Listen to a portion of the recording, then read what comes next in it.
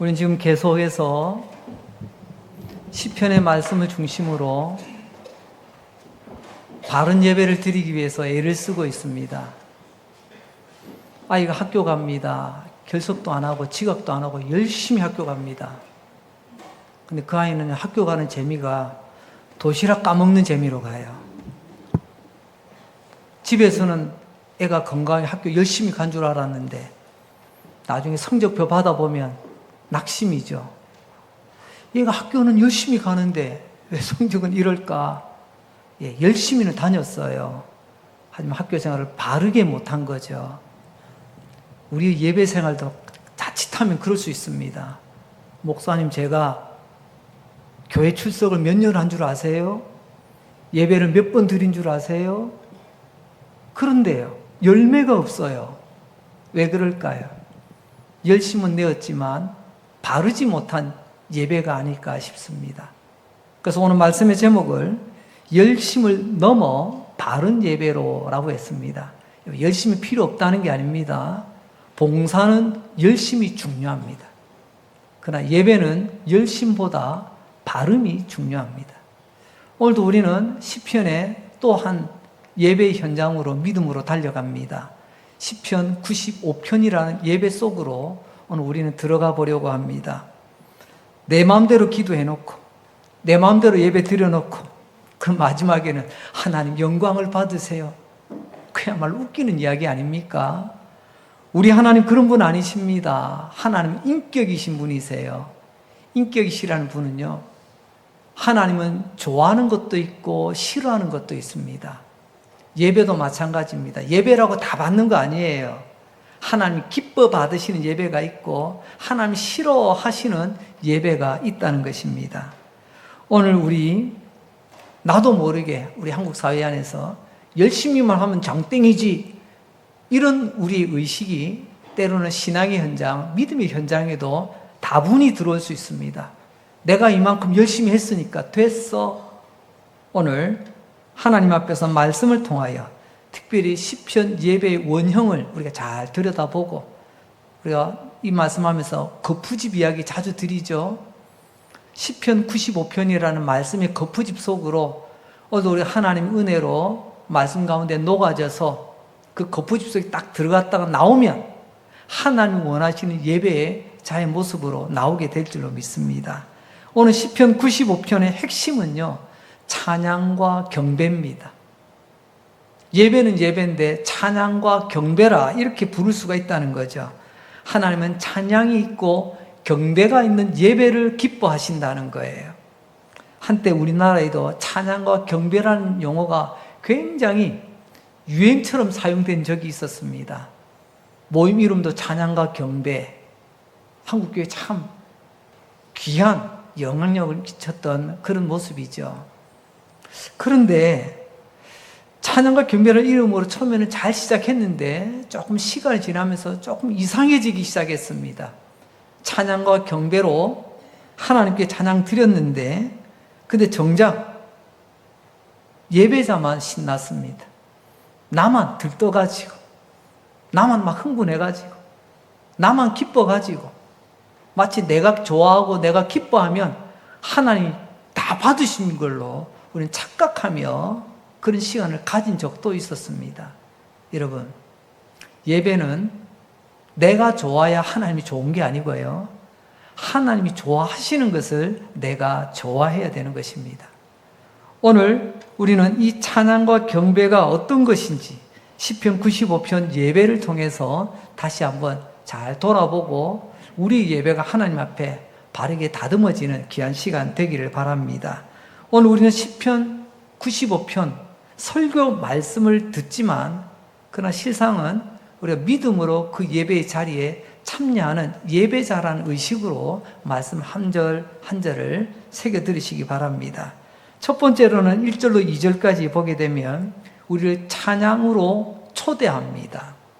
예배가 시작되었을 때 예배 인도자였던 제사장이 예배자들에게 찬양으로 초대합니다. 오늘 보면 오라 오라 초대하잖아요. 1, 2절을 다시 한번 보겠습니다. 오라 우리가 여호와께 노래하며 우리의 구원의 반석을 향하여 즐거이 외치자. 우리가 감사함으로 그 앞에 나아가며 시를 지어 즐거이 그를 노래하자. 이 1절과 2절 안에는요, 네 가지 정중하게 권하는 이야기가 나와요. 정중하게 권한다, 청유형이라 뭐 이런 전문 용어가 있기도 합니다만은 네 가지를 권하며 예배자들이여 이제 우리 예배 드립시다. 예배 시작합니다. 이렇게 예배 드립시다. 네 가지. 첫째는요, 예배자들이여 노래합시다. 노래하자고 말합니다. 노래라는 말 히브리어로 라난 이렇게 쓰는데요, 이 말은 곧 환호하며 부른 노래를 말합니다. 환호. 이 환호가 뭔지 아시죠? 제가 어렸을 적에 환호는요, 조용필 씨 때문에 알았어요. 그때 당시 노래 하면요, 오빠 하면서 난리가 났어요. 아, 이렇게 노래에 반응할 수 있구나. 그게 환호입니다. 오늘날 아이돌들 많이 노래하잖아요. 그러니까 뭐 오빠 부대도 있고 삼촌 부대도 있고 뭐 다양하더라고요. 이러면 기뻐요. 즐거운 소리를 외치며 나아가는 그 모습을 오늘 하나님은 말씀하십니다. 노래하되 환호를 지르며, 하나님 향해서 환호를 지른다. 말씀을 우리가 말고 닳고 읽는데 여러분 환호하십니까? 우리 소리를 어디로 다 기어 들어가 버렸어요. 그 옛날 95편 이 시대 시간을 흘러내고 몇천 년 전에 그때 믿음의 사람들은 하나님을 예배할 때 여러분 이제 예배가 시작됩니다. 우리 하나님께 환호하며 노래 부르며 예배 시작합시다 라고 했는데 요즘 어떻습니까? 어떤 교회는 그러시더라고요. 땡 타종 치고요, 다 함께 휴대폰 끄고 이제 예배를 시작하겠습니다. 다들 침묵하며 조용하게 예배를 드리는 이런 모습으로 오히려 거꾸로 가고 있는 예배가 아닌가 하는 생각이 들 정도입니다.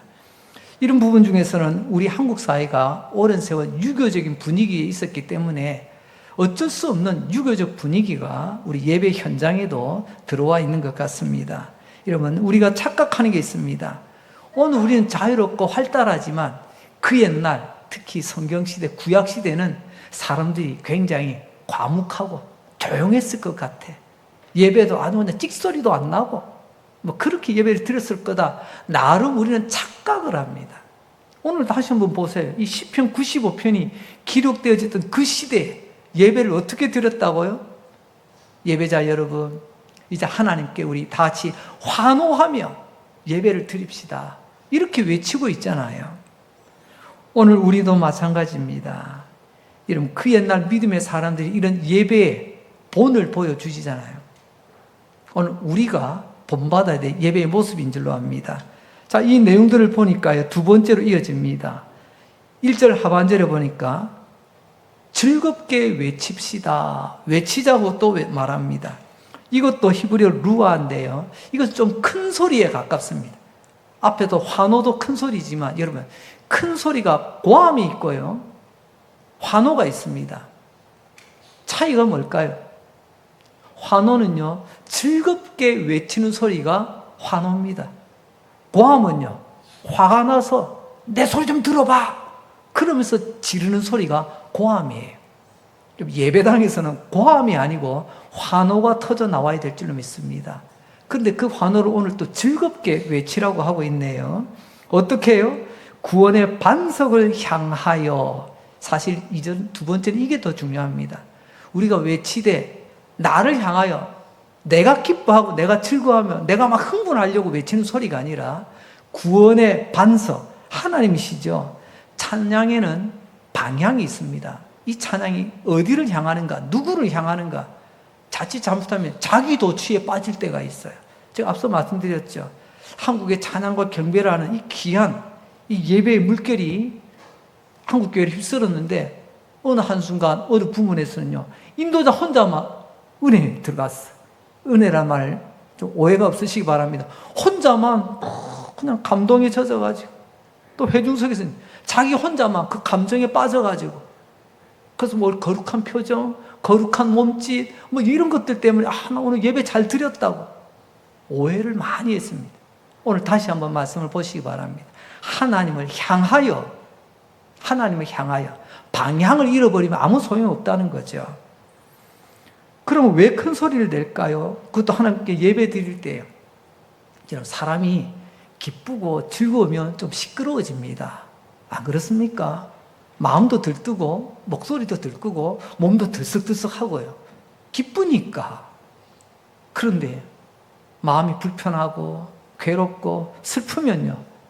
몸도 깔아앉고 마음도 깔아앉고 심지어는 목청도 깔아앉더라고요.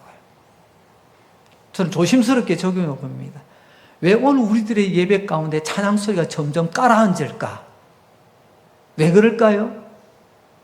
나는 음악을 못해서요? 아닙니다. 저는 이 원인이라고 봅니다. 정말 내 안에 하나님을 기뻐하는 마음이 흘러 넘치면요. 절로 소리가 박자하고 안 맞더라도, 음정이 안 맞더라도 소리는 크게 나와야지. 그런데 이런저런 핑계댑니다. 혹시나 내 한 소리가 삑살이 나지 않을까? 남들에게 눈총받지 않을까? 이런 것들 때문에 하나님을 향한 마음 없이 그냥 입만 뻐끔뻐끔 하려고 하니 소리 나지 않는 금붕어 파트만 계속하고 있지는 않는가? 그런 우리의 반성을 가져보기도 합니다. 오늘 이 말씀을 통해서 다시 한번 우리 예배에 임하는 자세와 태도를 바꿔야 되지 않을까요? 말로만 우리 교회가 설립된 지 올해가 80주년이라고 올해 얼마나 하나님 앞에 감사해 여러 가지 일들을 감당했습니까? 귀한 거 맞아요. 하지만 80년에 걸맞는 우리 찬양의 볼륨도 좀 올려야 되지 않겠습니까? 근데 소리만 커지는 것이 아니라 하나님 향한 기쁨의 마음을 가지고 예배에 임할 때 적어도 95편 그때 당시 시편 예배자들이 드렸던 것처럼 하나님 향해 크게 외치고 즐겁게 외치고 온몸이 들썩들썩하는 이런 모습으로 우리가 점점점 회복되어야 되지 않을까요? 세 번째로 권합니다. 우리 나가자. 어디로 나가자고요? 하나님 앞으로 나가자는 거예요. 하나님 앞으로 나가는 것. 여러분, 예배는 의자에 앉아서 오늘 설교 채점하는 시간이 아닙니다. 예배는 하나님께로 나가는 거예요. 비록 우리가 의자에 앉아 있지만 우리의 영혼은 믿음으로 하나님 앞에 달려가는 그런 마음과 자세로 예배를 드려야 된다는 것입니다. 근데 나가는데 어떻게 해요? 감사함으로 나가는 겁니다. 하나님 앞에서 우리가 감사의 제목이 얼마나 많은데, 근데 볼륨만 줄어든 게 아니고요. 감사의 제목도 조금씩 줄어들어요. 저는 원컨대 우리 교회 주보 예배 순서도 있습니다. 광고도 있습니다. 여러 가지 교회 안내 소식도 있습니다. 하지만 저는 제일 우리 주보에서 가장 귀한 면은요, 바로 지난주 감사 제목 이날입니다. 저는 원컨대 이날이 지금 한 페이지지만 우리가 앞으로 이 페이지가 점점 늘어났으면 좋겠어요. 예배드리는 수백 명인데 여러분 감사 제목은요 몇십 개 안 돼요. 왜 이렇게 됐나요? 여러분 하나님 앞에 날마다 우리가 감사의 제목을 나올 때마다 가지고 나옵시다. 이게 예배예요. 하나님께 나아가되 감사함으로 나아가라. 말로만이 아니고요. 감사의 흔적을 남기자니까요. 하나님 지난 주간 이런 감사 주셔서 감사합니다. 이런 감사 주셔서 감사합니다. 우리 감사는 대부분 보니까요. 거의 교회가 지키는 몇몇 절기에만 해당이 되는 분들이 간혹 계시더라고요. 아니에요. 항상 감사하는 겁니다. 범사에 감사하는 겁니다. 쉬지 않고 감사하는 거예요. 이게 예배자의 모습입니다. 그것도 바른 예배 말입니다. 그리고 마지막으로 네 번째는 2절 하반절에 보면 즐겁게 노래하랍니다. 노래를 하는데 똑같은 말이 반복되고 있네요. 다시 한번 찬양은 어떻게 하는 거라고요? 즐겁게 하는 겁니다. 즐거운 거 어떻게 할 수 있을까요? 목소리 크면 다 즐거운 건가요? 아니에요. 여러분의 표정에서 달라집니다. 즐거운 표정을 가지고 하나님께 노래 부르세요. 죄송합니다. 부족한 목사 시험에 안 들게 좀 도와주세요. 제가 여러분들 찬양하는 모습 보면요 가끔가다 시험 들 때가 있어요. 왜요? 이게 지금 찬송을 부르는지 지금 장송곡을 부르는지 가사는 찬양이 맞는데 우리 방송국 녹화되는 거 맞지요? 나중에 개별적으로 여러분 모습 한번 확인해 보세요.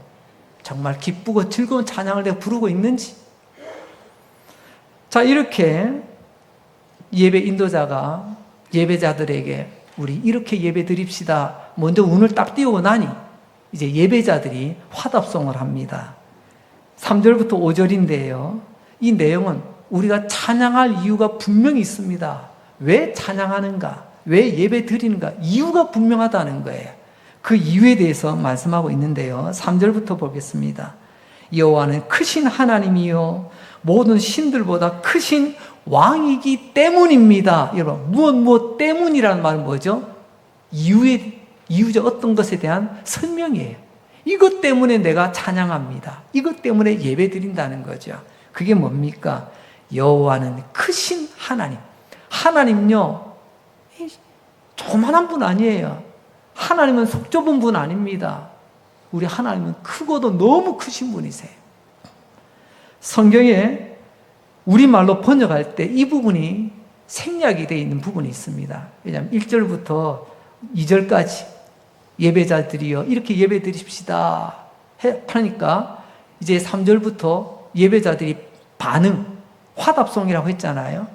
그래서 이 3절 앞에는요, 왜냐하면 이 수식어가 원래는 있어요. 알겠습니다. 우리가 왜 예배 드려야 되면, 왜 찬양 드려야 되냐면, 왜냐하면 하나님이 크시기 때문입니다. 여러분은 크다 하면 어떤 정도로 표현해야 제일 큰 걸까요? 아이들은 표현 잘하던데요. 엄마 좋아해? 아빠 좋아해? 얼마만큼? 애들은 잘 아는데 어른들은요, 잃어버린 것 같아요. 우리 아이들에게는요, 자기가 보면 하늘이 제일 높은 것 같아. 땅이 제일 높은 것 같아. 그래서 하늘만큼 땅만큼 몸짓도 막 이렇게 해가면서 엄마 아빠 제일 좋다고. 근데 우리는 하나님을 얼마나 사랑하나요? 애들보다는 더 커야 되지 않겠습니까? 근데 하늘 넘어 우주까지는 나가야 되나요? 우리 아이들에게 하늘만큼 땅만큼이라는 표현이 있다면 이 성경 시대는요, 그들이 표현할 때 제일 크다는 표현이 있습니다. 그게 뭐냐면요, 내가 믿는 신만큼 크다는 거예요. 내가 믿는 신만큼. 그래서 내가 믿는 신이 제일 크다는 것이죠. 오늘 말씀 보세요. 너희들이 말하는 그 신들, 이런 신 저런 신들이 말하는데 하나님은 그 신들보다 훨씬 크다는 거예요. 한마디로 하나님이 제일 크다는 거예요. 요즘 말로 끝판왕입니다. 우리 하나님보다 더 큰 아무것도 없어요. 예배자들이 하나님의 크심을 이유로 하여 하나님께 나아간다는 것입니다. 그리고 그들은 고백합니다. 하나님이 크시다는 것. 혹시 여러분들 오늘 예배 드리러 나왔는데 오늘 주일인데 예배 안 드리면 왠지 좀 찝찝해. 뭔 일이 생길 것 같아. 여러분 그런 마음으로 나오신 분 아무도 없으리라 저는 믿고 싶습니다. 예배는 그런 거 아니거든요. 예배 안 드렸다고 하나님께서 막 나무라시고 그건 미신적인 거예요. 오늘 우리가 예배를 드리는 것은 바로 하나님이 가장 크시다는 것을 인정하고 고백하며 나가는 예배의 자리가 되어야 된다는 것입니다. 여러분, 하나님이 가장 크시다. 얼마나 크시냐? 4절과 5절 말씀은 이렇게 표현하네요. 땅의 깊은 곳이 그의 손 안에 있으며, 땅이 아무리 깊은들 이게 다 하나님 손 안에 있어. 산들의 높은 곳도 그의 것이로다. 아무리 높은 태산이 높음을 자랑한다 할지라도 하나님이 만드신 거야. 바다도 그의 것, 그가 만드셨고 육지도 그의 손을 만드셨도다. 한마디로 말하면 내 눈에 보는 모든 것, 천지 만물이 하나님의 만드신 작품, 하나님의 것이라는 거예요. 단순히 사이즈를 말하는 게 아닙니다. 하나님이 크시다는 것은 온 세상이 하나님의 것이라는, 하나님이 주인이라는 신앙 고백을 말하고 있습니다. 여러분, 하나님보다 더 큰 왕이 있는 사람은 하나님을 제대로 찬양 못합니다. 그 크신 하나님을 알기에 우리는 목청껏 힘을 다하여 예배 드릴 수 있는데 하나님도 더 큰 돈이 있네.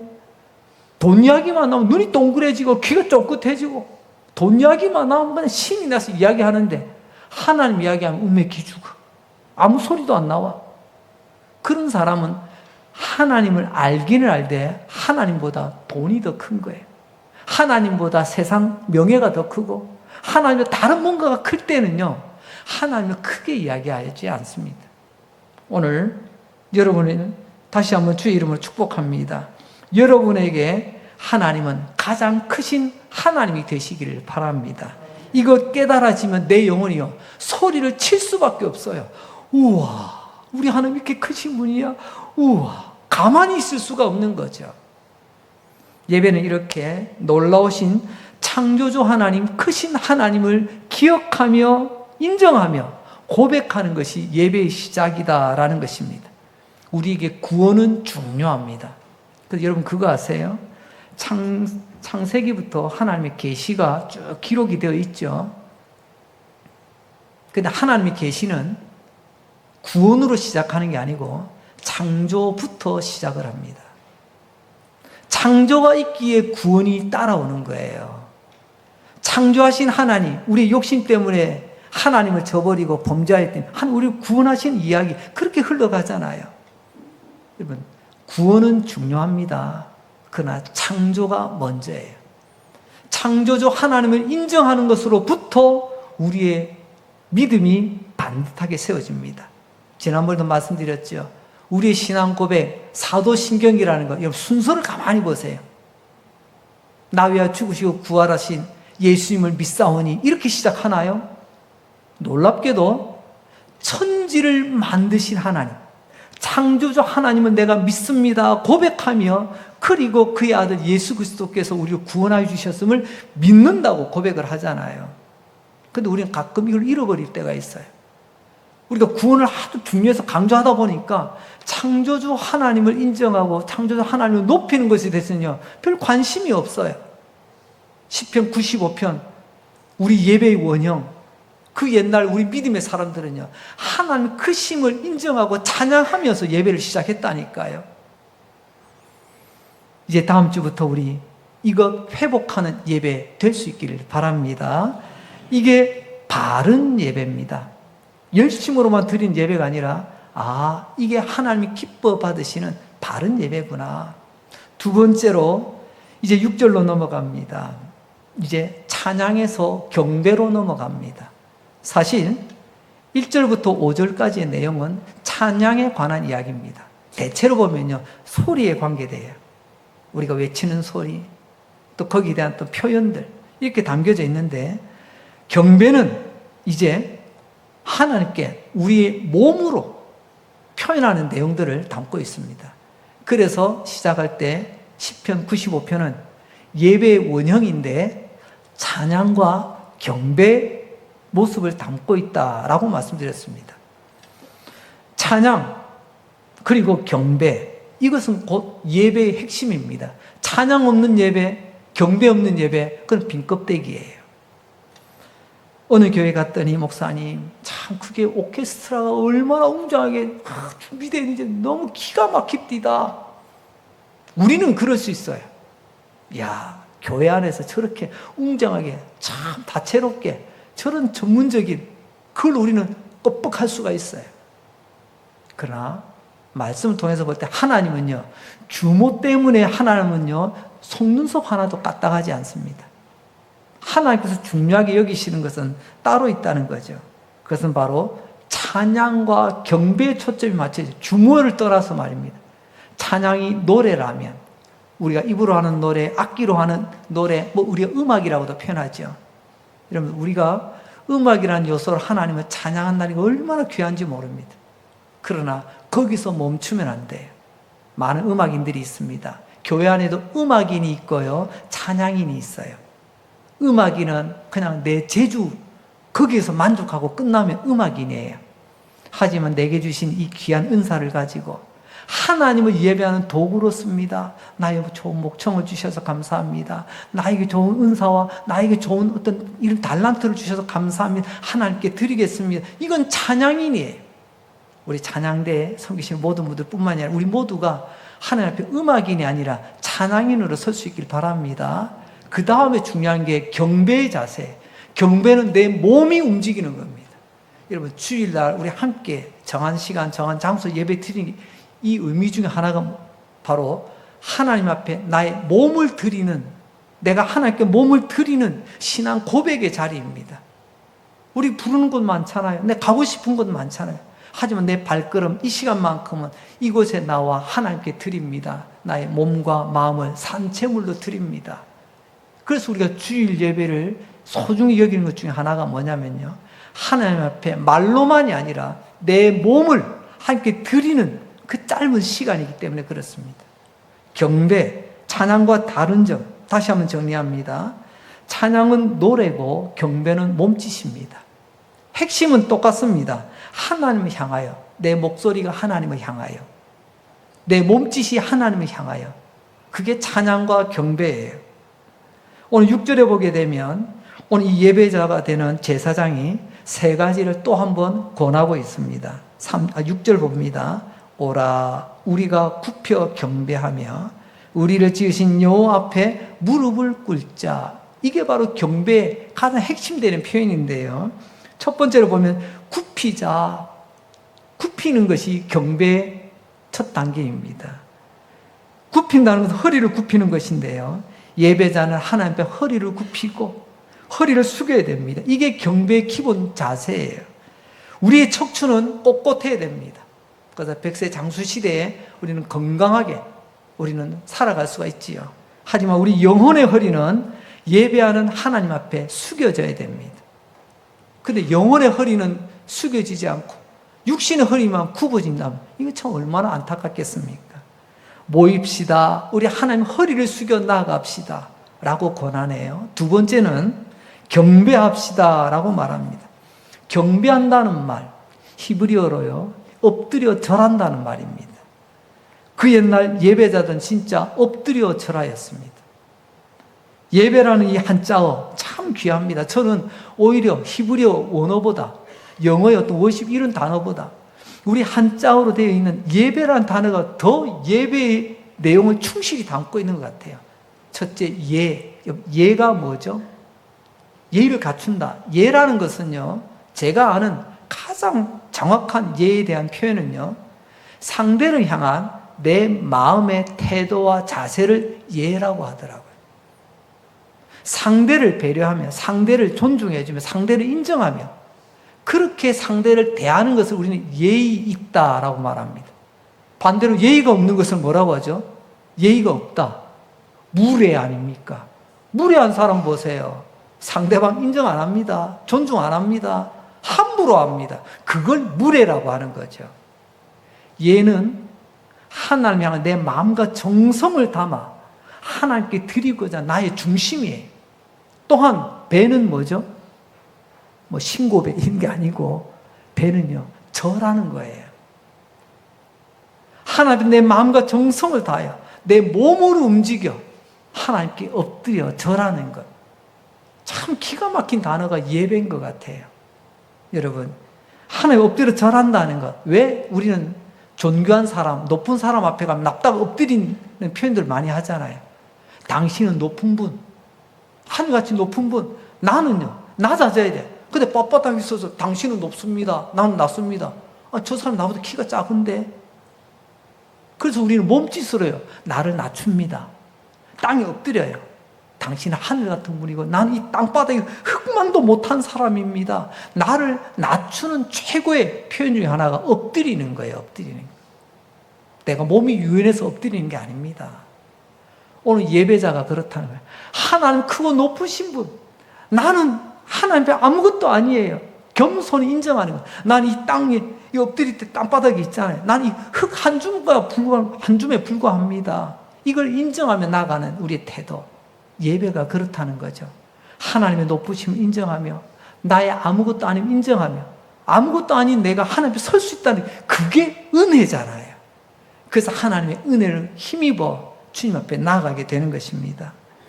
자, 이렇게 예배자가 권하니 또 예배 인도자가 권하니 예배자들이 또 화답을 하네요. 그게 7절입니다. 7절 상반절입니다. 그는 우리의 하나님이시요 우리는 그가 기르시는 백성이며 그의 손이 돌보시는 양이기 때문이라. 여러분, 형식이 똑같습니다. 앞에서도 생략된 단어가 여기도 생략이 된 거예요. 왜 우리가 하나님 앞에 숙여야 되며 왜 우리가 하나님 앞에 엎드려야 되는가? 왜냐하면 그분은 우리의 하나님, 우리는 그분이 기르시는 백성, 그분은 우리를 돌보시는 목자요, 나는 그분의 돌보심이 필요한 양이라고 고백을 하고 있네요. 여러분, 이 단순한 말, 여기서 우리는 예배가 무엇인가를 다시 한번 돌아보게 됩니다. 예배는요, 내가 열심 내고 끝나는 게 아닙니다. 첫째는 하나님이 누구신가를 바로 아는 것이 필요합니다. 두 번째는요, 그 하나님 앞에 내가 바른 반응이 있어야 됩니다. 하나님도 모르고 그냥 내가 하고 싶은 대로 다 하면서 나는 예배 잘 드렸다고, 그런 예배가 여러분 가인과 아벨의 제사 아시죠? 둘 다 형식은 다 갖췄어요. 예배 드렸습니다. 근데 한 제사는 왜 하나님 받지 않으셨을까요? 오늘 주제로 가만히 보니까요, 가인은 자기 만족으로 드린 예배예요. 내가 좋으면 다 좋은 거야. 근데 아벨은요, 하나님께 맞춘 예배입니다. 하나님이 기뻐 받으셨잖아요. 앞서 학교 가는 아이 예를 들었습니다. 학교 열심히 가는 거 중요하지요. 가서 여러분 바르게 공부를 해. 선생님이 강조하는 거 그걸 귀담아 듣고 그걸 새기면서 해야 되는데, 공부는 뒷전이야. 그냥 친구들하고 노는 거, 뒤에 가서 뭐 남학생들은 그랬습니다. 뒤쪽에 가서 무협지 보고 또 뭐 하고 선생님 눈빛 피해가면서, 그러면 나는 학교 잘 다녀왔다고 부모는 그냥 깜빡 넘어가죠. 우리 애처럼 열심히 학교 다녀야 어디냐고. 우리 애처럼 열심히 주일 청소 잘하고 교회 다니는 사람이 어디 있냐고. 근데 하나님 채점을 매깁니다. 결과를 보고 누군가는 깜짝 놀랍니다. 내가 이렇게 했고요, 저렇게 했고요. 하나님, 나 몰라. 근데 어떤 사람은요, 그냥 묵묵히 하나님께서 기뻐하시는 하나님 기준에 맞춰서 했더니 하나님이 기억해 주시는 거예요. 오늘 우리의 예배가 내가 만족하는 기도가 아니라 하나님이 인정하는 예배가 될 수 있기를 바랍니다. 이제 마지막 말씀으로 내려갑니다. 7절부터 11절까지인데요. 마지막으로 하나님이 경고하십니다. 아니, 예배 가운데 무슨 경고? 여러분, 사랑하기 때문에 매를 드는 거고, 사랑하기 때문에 때로는 쓴소리도 하는 겁니다. 사랑하지 않으면요, 그냥 내버려 두는 겁니다. 옆집 아이 어찌되든지 내 새끼 아니면 신경 안 쓰는 거예요. 관심 없어요. 하지만 내 새끼이기 때문에, 내가 사랑하기 때문에, 안타깝기 때문에 때로는 쓴소리도 하고 매도 드는 거예요.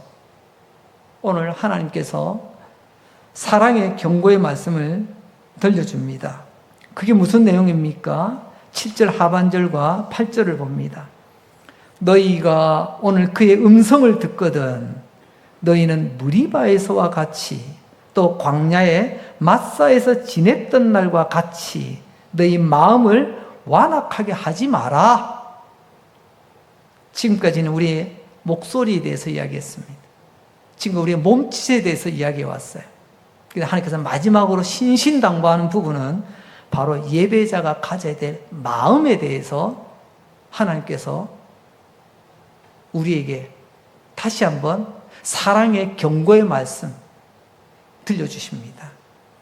예배자는 어떤 마음을 가져야 된다고요? 누가 뭘 해도 돼요. 완악한 마음을 가지시면 안 돼요. 완악하다는 게 뭘까요? 시멘트보다 더 단단하게 굳어버린 마음을 말합니다. 이 단단하게 굳은 마음을 우리 일상용어로 뭐라고 할까요? 그걸 고집이라고 하는 거예요. 예배자가 고집을, 이건 예배자하고 상관이 없는 겁니다. 하나님께서 말씀하십니다. 절대로 하나님 앞에서 악하게, 완고하게 고집 피우지 마라. 내 생각에는, 이건 예배자의 태도가 아니에요. 하나님이 어떤 말씀을 하시든지, 아멘, 제가 그 말씀을 받겠습니다. 예배는 순종하기 위해서 드리는 것 아닌가요? 순종의 결과물이 되어야 되잖아요. 우리 예수님, 하나님 우리 모두를 위한 예물이 되셨습니다. 어떻게 해요? 죽기까지 순종함으로. 우리가 예수 믿는다면서요. 예수 닮는다면서요. 근데 순종 없는 믿음, 그거 가짜입니다. 믿음처럼 보였을 뿐이에요. 오늘 하나님 말씀하십니다. 무리바에서, 그래, 광야의 마사, 이게 어디를 말하죠? 광야 생활이에요, 광야 생활. 애굽에서 하나님께서 불러내셨습니다. 얼마나 기뻤나요? 그래서 그들이 함께 축제를 벌였습니다. 출애굽기 15장에 보면 춤추며 손에 불을 들고 북치며 그야말로 모두가 함께 하나님께서 우리를 이렇게 구원하여 주셨다고, 저 말탄 자들을 꺾으시고 물에다가 다 잠기게 하셨다고, 그렇게 위대한 찬양을 불렀던 그들이 찬양 딱 끝나자마자, 예배 끝나자마자 물 어디 있어? 물. 마실 물 어디 갔어? 그 물 몇 방울 때문에 그들이 금세 돌변합니다. 이스라엘 백성들이 광야에서 40년을 지냈는데요. 40년이 만만치 않은 세월 아닙니까? 그런데 하나님은 그들의 40년을 이렇게 요약하십니다. 내가 너희의 원망과 불평을 보았노라. 사실 40년 동안 이스라엘 백성들이 아침마다 만나라고 하는 기적을 경험하고, 낮에는 구름 기둥으로 하나님 떼약볕 막아주시고, 밤에는 불기둥으로 그들을 따뜻하게 지켜주시고, 때로는 쓴물을 바꾸어 단물이 되게 하시고, 반석을 쪼개어 생수가 나오게 하시고, 때로는 고기 먹다고 하셔가지고 나중에는 새들이 메추라기가 몰려와가지고 막 다 먹다가 그는 이빨 사이 끼어가지고 꺽꺽거릴 만큼 그런 것을 경험했지만, 그들은요, 돌아서면 원망이에요. 돌아서면 불평입니다. 그래서 저는 적어도 우리 강릉지혜교회 성도 여러분들은 이런 사람 되지 말자. 따라서 봅시다. 우리는 원불교인 되지 않겠습니다. 뭐 이야기 처음 듣는 분은요, 오늘 새로 오신 분들이에요. 기존에 오신 분들 다 아십니다. 제가 어느 특정 종교를 뭐 이렇게 폄훼하는 그런 말이 아니에요. 광야 생활하는 이스라엘 백성들이요, 원불교인이 되어버렸다니까요. 그것도 출애굽 1세대들이 말입니다. 어떻게 해요? 첫째, 원망을 입에 달고 다녔어요. 원망이 뭐죠?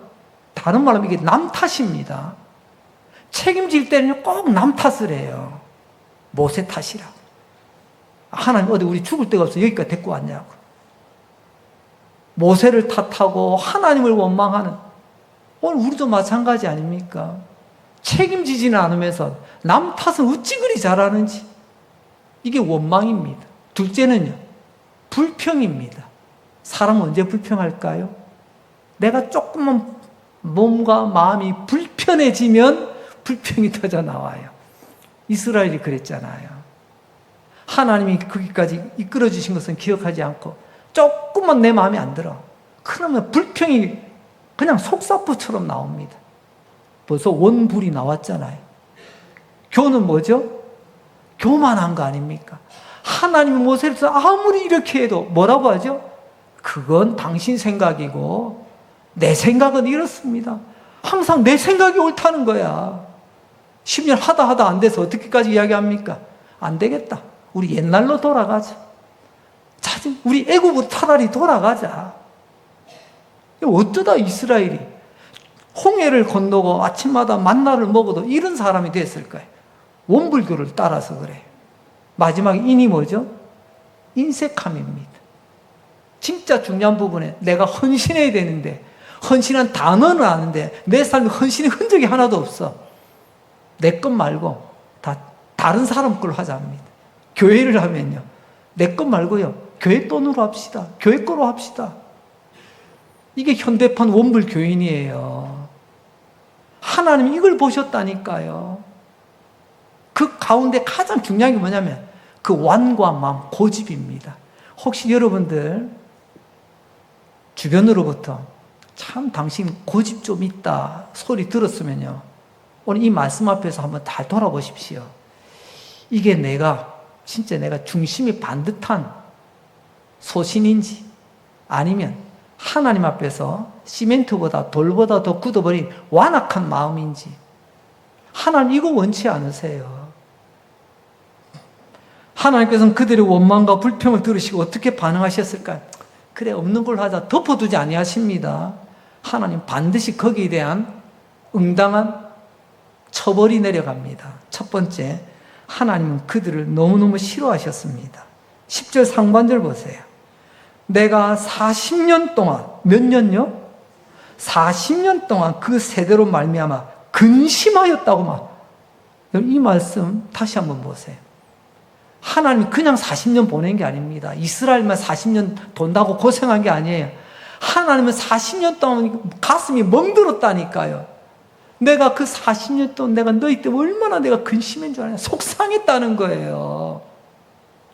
우리는 40년 지났다고 40년 자랑하고 있을 때 하나님은 속이 문드러져 가고 있었다니까요. 40년 동안 그 집사님 때문에 근심했답니다. 40년 때문에 그 사람들 때문에 근심했답니다. 왜요? 원망과 불평을 달고 사니. 원망의 반대는 뭘까요? 내 탓이에요. 내 탓. 내가 책임의식을 가지는 겁니다. 불평의 반대가 뭐죠? 범사에 감사하는 겁니다. 항상 감사하는 겁니다. 제가 아까 주보도 말씀드렸잖아요. 그죠? 우리 교회의 가장, 이 주보를 통해서 가장 하나님 앞에 값진 것은 우리 예배 순서도 아니고 여기 나와 있는 광고 내용도 아니고 우리 교회가 어떤 활동들을 하고 있는지 활동 내용도 아니고 우리 헌금자 명단 이만큼 있습니다. 이게 아니라 우리의 감사 제목이 담기는 겁니다. 우리의 감사 제목. 이제 내년 주보 새로 만들 때에는 감사 제목 때문에 페이지가 좀 늘어나는 이 놀라운 역사가 우리 81년의 역사 가운데 좀 있어야 되지 않을까요? 두 번째로 하나님은요, 분노하셨습니다. 그게 바로 11절입니다. 그러므로 내가 노하여 맹세하기를 그들은 내 안식에 들어오지 못하리라. 40년을 광야를 뺑뺑이를 돌아도요, 결국에는 출애굽 1세대는 못 들어갔어요. 어디? 약속의 땅, 젖과 꿀이 흐르는 땅에 못 들어갔다니까요. 새 역사의 주인공이 못 됐어요. 왜? 원망과 불평이 떠나지 않는 사람은요, 하나님은 됐다, 너는 여기까지. 이게 얼마나 무서운 말씀인 줄 아십니까? 하나님께서 계속 함께 가자가 아니에요. 됐다, 너는 여기까지. 시편 95편 9절을 봅니다. 또 다른 이유를 말씀하십니다. 우리 같이 한번 읽어볼까요? 시작. 그때 너희 조상들이 내가 한 일을 보고서도 나를 시험하고 조사하였도다. 하나님이 하신 놀라운 일들이 얼마나 많아요. 감사하고 찬양 드릴 제목들이 그냥 수두룩빽빽한데 부산 사투리로 세고 셌는데 감사하는 흔적을 이스라엘에서 찾을 수 없습니다. 오히려 그 일들을 보고서도 하나님께 감사하기는커녕 찬양하기는 시험하고 조사하였다. 하나님은 요리 재보고 조리 재보고. 이 말을 가만히 보니까 이거보다 더 멋진 전문 용어가 있더라고요. 한번 따라서 해볼까요? 이스라엘이 하나님을 간보더라. 간본다는 이 전문 용어를 아세요? 사람을 잘 들었다 놨다 이렇게 재보고 저렇게 재보고. 당사자는 얼마나 속상한 줄 아세요? 근데 이스라엘 백성들이 하나님의 행한 일들을 뻔히 보고 경험했는데도 하나님 간을 보는 거예요. 그들은 하나님의 행한 일을 보았습니다. 홍해가 갈라짐을 보았고 아침마다 만나를 보았고 바위가 갈라져서 생수가 터지는 것을 보았습니다. 이것을 보고도 홍해 바다가 갈라지는 이런 역사를 경험하고도 그 내입에 들어온 물 한 컵, 한 바가지, 그 물 한 번 없다고 이렇게 난리법석입니다. 이게 이스라엘이었다니까요. 귀가 있고 머리 있는 사람들은 다 알아들을 줄로 믿습니다. 하나님께서 내게 보여주시고 나에게 베풀어 주신 은혜가 얼마나 바다보다 더 큰데 그 물 한 컵 지금 없다고 그것 갖고 투정 부리는 이스라엘이 오늘 저와 여러분 우리의 못난 모습 아닌가요? 다시 한번 요점은 홍해가 얼마나 크고 얼마나 물이 많은데 그것을 갈라 마른 땅을 밟고 건너게 하셨던 것은 기억하지 못하고 당장 내 입에 물 떨어졌다고 이걸로 투정 부리는 사람들. 주님의 십자가의 은혜가 얼마나 크고도 놀라운데 내 일상에 이것저것 조금 불편한 거 생겼다고 주님의 소문에 박힌 목, 발등에 박힌 목, 옆구리에 찔린 창, 머리에 쓰여진 가시관 생각도 안 나. 그냥 내가 불편해. 이런 거 다 잊어버리면 예배에 출석은 하시겠지만 열심히 몇십 년 동안 예배당에 나와서 주보 한 장씩 받아가며 예배는 드렸겠지만 그러나 그런 열심의 예배가 바른 예배가 되지 못하면 하나님께서 마지막에 엄중한 경고를 하시잖아요. 나 너 때문에 속상했어. 40년 동안. 나 너 때문에 내가 너무 화가 났어. 나 이제 너는 여기까지라고 선언하고 싶어. 오늘 이 말씀에 경고를 받고 우리가 정신 차리고 하나님 아닙니다. 저는 하나님께 끝까지 녹슬 없어지기보다 쓰임받는 하나님의 도구처럼 살고 싶습니다. 이게 참 예배자의 바른 반응 아닐까요? 오늘 하나님 95편을 통하여 우리의 예배가 찬양이 있고 큰 소리로 즐겁게 외칠 뿐만이 아니라 우리 몸을 움직여 몸으로 반응하는 예배, 경배의 예배, 이것은 곧 하나님을 향한 원망과 불평과 교만과 인색이 아니라 하나님을 절대적으로 신뢰하는 마음이 있을 때 가능한 것 아닐까요? 그러니까 오늘 하나님 쓴소리 하셨지만 결론은 이거예요. 제발 나를 좀 신뢰해봐. 끝까지 신뢰해봐. 우리 예배가 하나님을 간보는 예배가 아니라 하나님을 우리는 이렇게 신뢰합니다.